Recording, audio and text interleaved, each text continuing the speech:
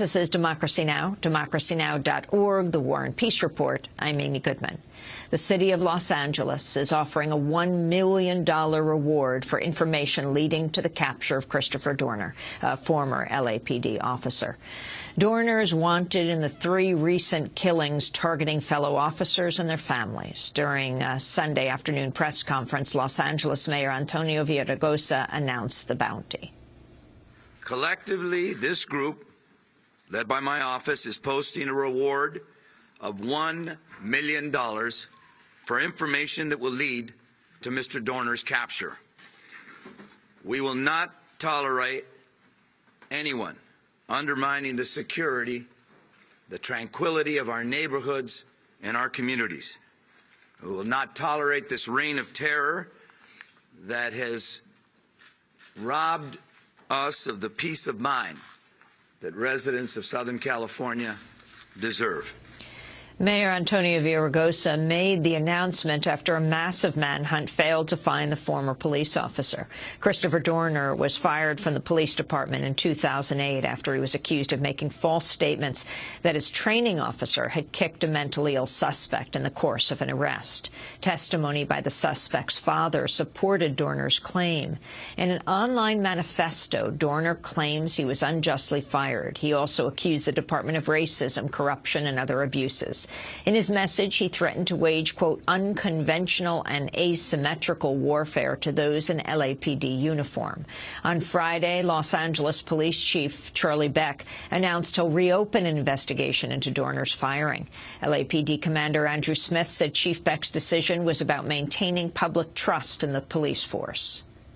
He's not opening it because of the accusations or because of the musings of someone who's a multiple murderer now. He's doing it because he wants to ensure that the public knows that the Los Angeles Police Department is fair and transparent. The manhunt for Dorner began last week after he allegedly shot dead Monica Kwan, the daughter of the former police captain who represented Dorner during his disciplinary action, as well as her fiancé.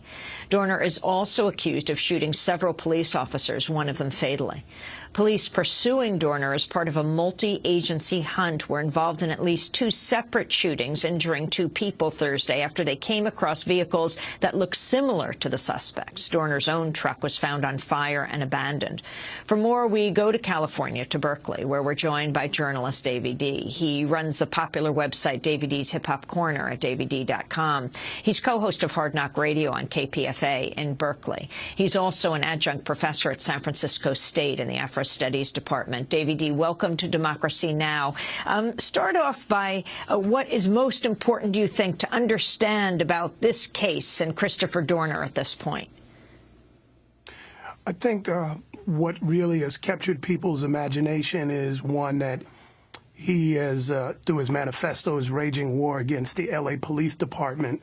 And I think for most people, it might seem to be an open and shut case in terms of how people's emotions would side. But what you found is, once you read the manifesto, it's either opened up old wounds or it's reaffirmed what people have long suspected or have experienced in terms of brutality.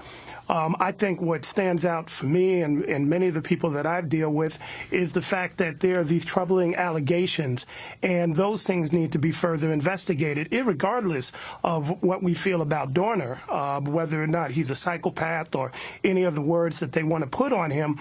I'm really curious as to whether or not these allegations that he's raised, where he names dates, times, and places and names, whether or not they actually check out. And I think that needs to be really investigated above and beyond just the immediate scenario which led to his firing, which was the dispute between his sergeant, his supervising sergeant, Teresa Evans.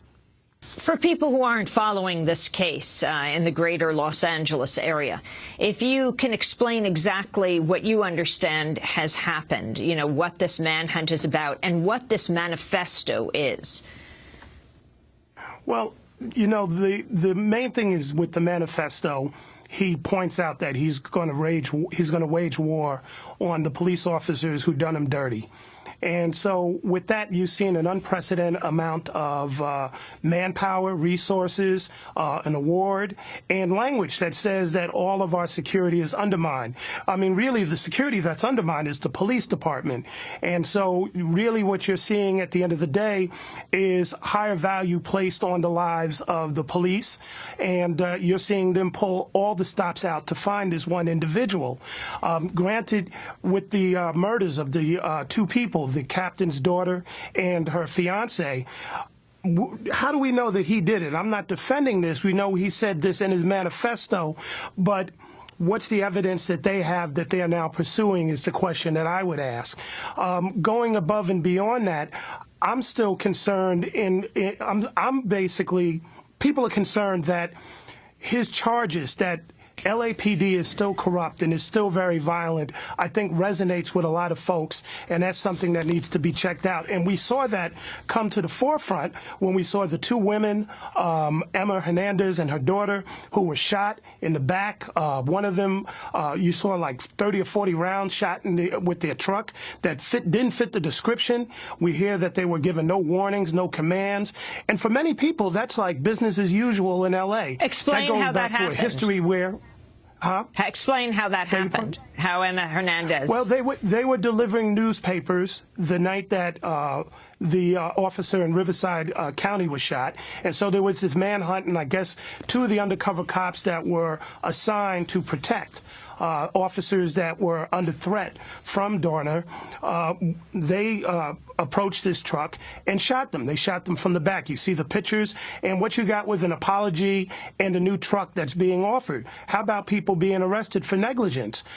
You know, how about, you know, the transparency and the procedure that they followed or didn't follow in terms of how they went about shooting innocent people? We also know that there was a man that was shot. He was driving a truck that was similar but not the same color. We don't even know his name, and he was shot with another by another department, the Torrance Police Department. So for many people, when you hear that, that's like, okay, shoot first, ask questions later. That goes back to a deep, sordid history in Los Angeles, and I'm saying that as somebody who's lived in L.A. for a long time. I want to read an excerpt of Christopher Dorner's manifesto. He wrote, quote, "I know I'll be vilified by the LAPD and the media. Unfortunately, this is a necessary evil that I do not enjoy but must partake in complete for substantial change to occur within the LAPD and reclaim my name." Dorner goes on, "The department has not changed since the Rampart and Rodney King days. It's gotten worse. The consent decree should never have been lifted. The only thing that's evolved from the consent decree is those officers involved in the Rampart scandal and Rodney King incidents have since promoted to supervisor, commanders, and command staff and executive positions." He went on to say he would use, quote, "every bit of small arms training, demolition, ordnance, and survival training I've been given to bring warfare to the LAPD and its families." Davey D., the police department itself is saying it's reopening, you know, investigating why exactly he, Dorner, was fired, which is very interesting given what has happened. And Dorner is challenging reporters in this 11-page manifesto to, you know, get information about particular cases that he believes he has documentation on that no one has paid attention to. Well, there's a few things going on. I mean, first of all, anybody who would kill innocent folks, I don't think is a hero. So let's kind of get that off the table, because I think when the question is raised about, let's look at what is going on here, what he's raising, let's investigate that, the immediate response is like, are you supporting a killer of innocent people? Are you supporting a cop killer? No, he named dates, times, and places. Let's check these out, because those allegations are pretty serious. The other thing that you have is that initially they were said, this manifesto was described by Chief Beck as something that was ramblings on the internet. Well, it wasn't ramblings when he decided to put 40 to 50 security squads to protect his officers. He took that seriously. Obviously, we're going to re-examine the allegations that he raised around his firing. So they're taking that very seriously. The fact that he kind of implicated himself as being the killer of Monica Kwan and her fiance, Keith Lawrence, they're taking that seriously. But then the allegation allegations, they want to say those are ramblings. And I say, as journalists, we should take all that seriously. Not just the incident with his sergeants, Teresa Evans, but also the allegations of recruits or officers singing Nazi songs to somebody. He talks about that. Police officers who are on the beat to this day, he gives their names. They use the N-word. Should there be a zero tolerance for that? Are they still officers on the beat? If so, why? We should check out to find out if people involved with the Rodney King scenario or the Rampart scandal have been promoted. And explain so, what Rampart why? Is for people who aren't familiar. Rampart was the biggest scandal that this country's ever seen with police departments, definitely in California. A lot of people were falsely accused. A lot of people were arrested. A lot of people did jail time, all this sort of stuff, before it was unpacked maybe about 10 years ago to find out that there was a lot of misdeeds and public trust was severely compromised. So when these allegations come up, you know, for people who have long mistrusted the LAPD going all the way back to the 50s, that kind of is a continuation of what is going on. The other thing that I would add is that the allegations that he's put here, where he's naming off people's names, people would say, okay, why don't you just check that out? But the other thing that you got to remember about in California, they have a policeman's Bill of Rights. And that Bill of Rights is something that protects police, so you can't get access to their records. You have no idea if they have a long history of violence, as he alleges in his manifesto with some of those officers. You don't know if they've done wrongdoing. Maybe if you're in a court of law and you're suing or you're the victim, you might have some access to it. But for the most part, there are laws on the book that have been re-enhanced as recently as last year that give the police absolute protection and privacy of their personnel records. And so we don't know who's out there, what they're doing, what their records are, what their mindset is, all this sort of stuff. And so I think just the fact that we have that needs to be something that people push back on. We should have total transparency when it comes to the police. And when allegations like this are raised, as journalists, instead of cheerleading, which you saw a lot of media do in L.A., we should be checking it out. He named dates, times, and places. We should check that out, find out if he was lying. If he wasn't, then we should ask those hard questions as to how this sort of culture was allowed to continue. And then the last thing I would just end with is not just L.A. A lot of times we think of just the L.A. Police Department, but it was just last week that we had 7 deputies fired from the L.A. Sheriff Department because they had a rogue gang called the Jump Out Boys where they were celebrating the shooting of black and Latinos. We have the situation in Anaheim where you had 7 people killed last year and protests that are going on to this day. So you have a culture that of police misconduct or police terrorism, as many people call it, that exists all throughout Southern California. And so when incidents like this come up, you have a very divided community. And many people are saying, what the heck is going on with the police department, all those police departments, and we want to get them checked out. And more importantly, we want to have trust restored. We want to have a zero tolerance policy, not something where they talk about, well, things have improved over the last 5 to 10 years. They're not as bad as they were 20 years ago. How about zero tolerance? How about if you cross the line in terms of abuse, if you're using anti-Semitic or racist type of epithets, that you're off the force, period. Those are the types of things that I think people want and have long asked for and never got. They got slow change. And what we're seeing right now is maybe what you see right now is the LAPD trying to save face. So they're going to do this investigation. They're going to make sure that the whole world sees them try to find out whether or not this sergeant that he had a dispute with was lying or not lying. And that's supposed to put everybody back to sleep. But most people aren't going to go back to sleep. They're going to demand answers because he named off a whole bunch of other things in that manifesto that I think are very disturbing. And there's a lot of other questions, including those shootings of the officers who haven't been arrested. Are they going to be punished? What's happening with them? Why did they open fire? All those sorts of things should not be swept away. You mean shooting by the officers of the innocent people, like the newspaper delivers? Yes. Davey D. Right. Emma, 71-year-old Emma Hernandez and her daughter, and the unnamed person that was I think was his shot name by the is Torrance David police. Perdue. Yes. Thank you, David Perdue. Thank you. Who also happens to be 100 pounds, looks like he's about 100 pounds less than than Dorner and is white, not black. Well, you know, the other thing that they were doing down here in L.A. was they were actually, instead of asking the hard questions about why the police would shoot first and ask questions later, they were telling people, if you have pickup trucks, stay home.